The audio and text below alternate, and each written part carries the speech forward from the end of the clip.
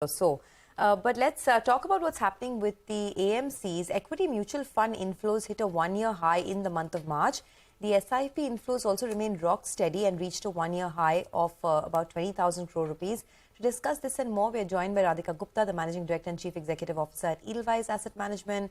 Nilesh Shah, the Managing Director at Kotak Mahindra Asset Management, is joining in as well. And of course, we will be talking about a lot of the developments that have happened on the regulatory side and whether that will, impact the AUMs going forward. There were a lot of changes that were announced in the budget too. Ladies and gentlemen, thanks a lot for joining in. Radhika, first, I want you to come in on this. There were a lot of regulatory changes that have taken place in the budget, and the fear is that this will hit the total expense ratio, and eventually the AUM growth, the yields as well could suffer. Tell us a little bit about your version of how this could play out for the industry.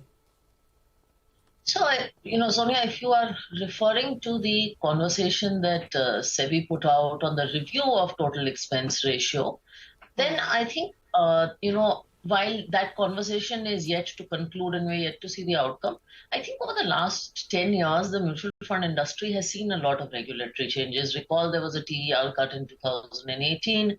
We've had a change in upfront commissions. A lot of things have happened. And while margins may have come under pressure as asset management companies, I think volume growth has compensated. So finally, net, asset management companies, the numbers speak for themselves. It's a 40 lakh crore industry. So I truly believe that while margins can come under pressure, volume growth will compensate for it. And we still are in a country where under-penetration levels are so prevalent that the growth room for AMCs is substantial.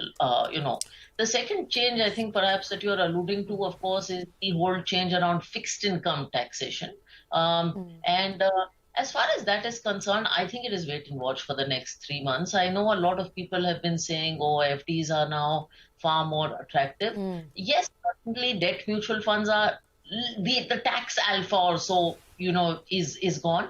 But I don't think the story is so simple. I mean, we are the largest player in the target maturity fund fixed income market. And I still think there's a lot that the open-ended debt mutual fund has to offer that traditional instruments don't have by way of liquidity, structure, longer term options. I mean, you don't have 10-year FDs in the market. So I think it's wait and watch. Consumers, Radhika, just one follow-up. You said margins could come under pressure. I mean, because of what's happening with the regulatory changes, right? I mean, the total expense ratio now will include GST, brokerage, STT.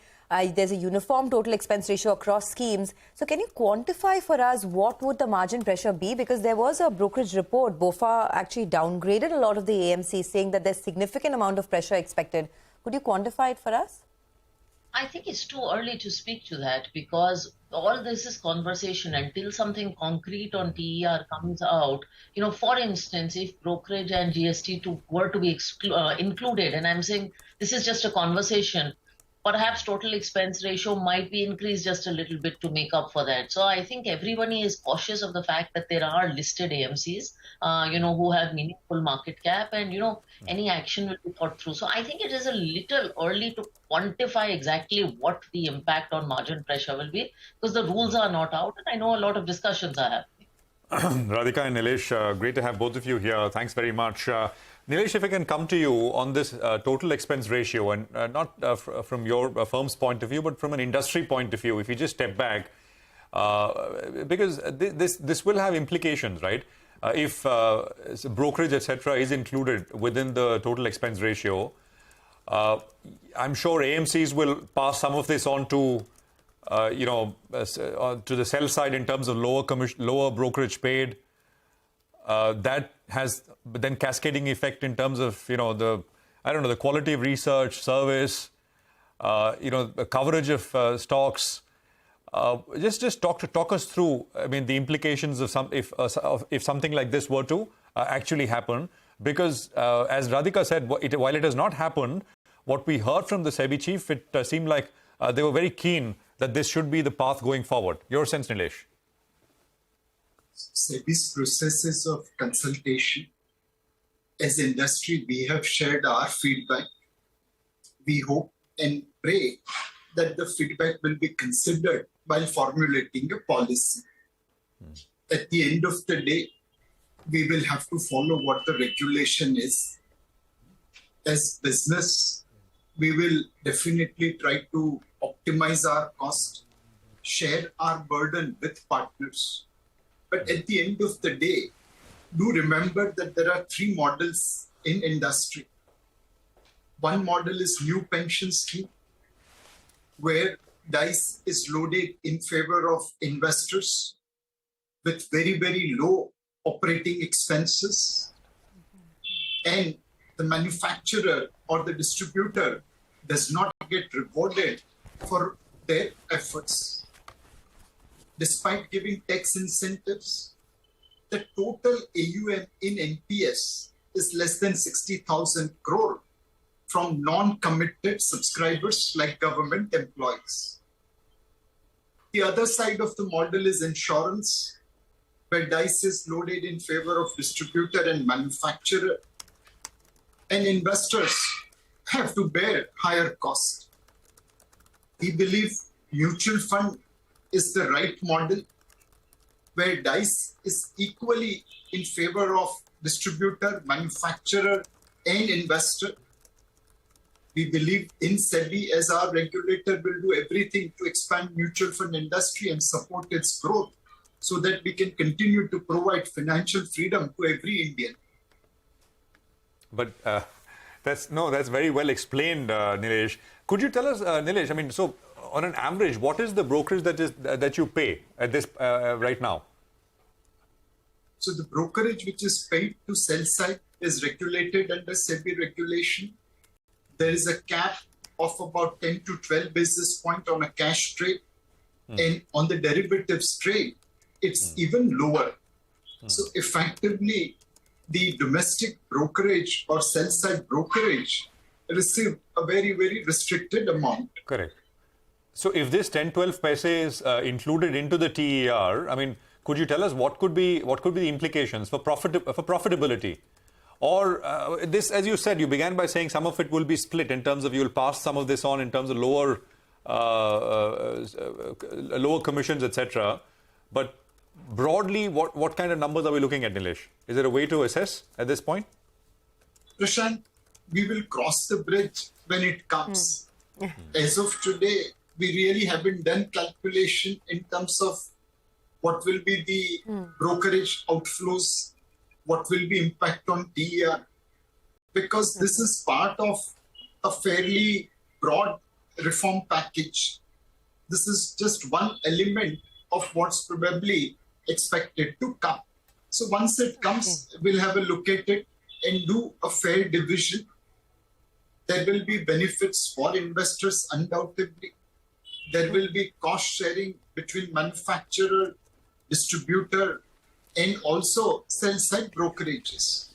But my limited request is, please remember, if we go towards NPS side, where everything is loaded in favor of investors, there will be sacrifice of growth. And again, I repeat, only 60,000 crore AUM is there in NPS from non-committed investors, despite giving handsome tax benefits. You get about 3% tax savings if you subscribe to NPS from your employer's side.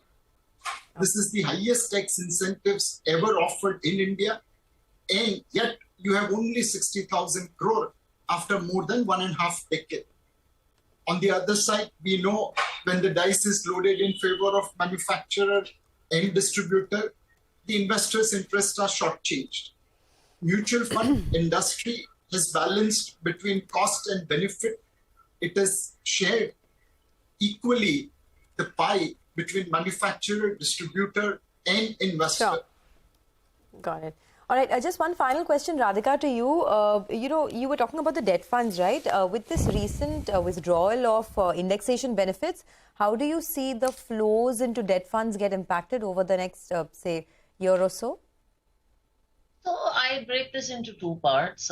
One is under 3 years, where anyway there was no impact of taxation. So I think there your liquid overnight short-term funds, will continue to be business as usual. I think a category of funds called arbitrage funds, which was popular with corporate and HNI investors, it's fixed income like in structure, but still has equity taxation, will continue to be more popular. In fact, perhaps more popular than it has been in the past. Over the 3-year category, where the tax benefit is, has some impact, I genuinely think it is wait and watch. As you know, AMCs, of course, got large flows in March before the tax change happened. And I think customers have parked a large part of their asset allocation, at least for the last couple of months, through the months of March. Now it is wait and watch. And I repeat, I don't think that, the answer is so black and white. For instance, in an FD, you don't have longer term options. You have to pay tax every year. In a mutual fund, finally, you pay the tax on redemption. So there are still a lot of benefits to mutual funds. And I think liquidity is a huge benefit. I think consumers will choose the option. I also think one category of funds that will get more popular is hybrid funds. Rather than doing equity and debt standalone, you can do it in the context of a hybrid fund, like a balanced fund or a balanced advantage fund, and enjoy equity tax benefits. So I think hybrid funds will become a more popular way for the retail customer to do asset allocation, and that's something the industry has very strongly advocated. All right. Thanks so much, Radhika, as well as Nilesh, for stopping by and discussing this topic. We look forward to further clarity, and we'll have a chat in the coming months as well. Well, let's move on.